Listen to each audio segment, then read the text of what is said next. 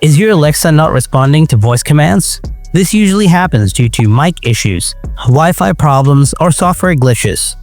In this video, I'll show you how to solve your Alexa not responding to voice commands. So let's get started. Before doing anything else, make sure your phone is connected to the Alexa device.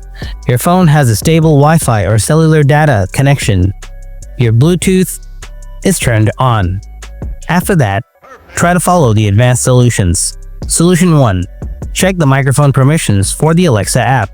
First, find the microphone settings on your phone. So, I'm using an iPhone. Open the Settings app on your iPhone. Scroll down a little bit. After that, tap Privacy and Security. Scroll down again. Find the microphone. Make sure to enable Amazon Alexa from here. Solution 2.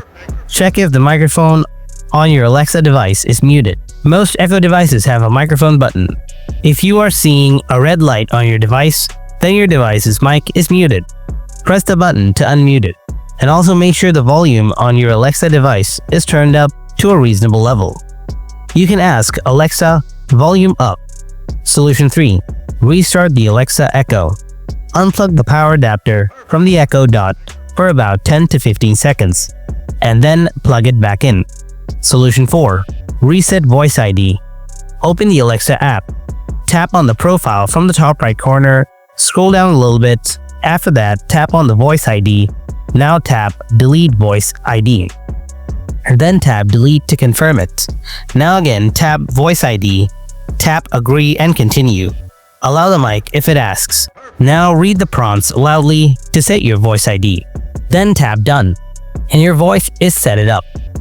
Let's try it out. Say Alexa, play music, and boom, music is on. Hope your Alexa not responding to voice commands issue is solved. If you found this video helpful, then don't forget to hit that thumbs up button. And if you have any kind of questions, then let me know in the comment section below.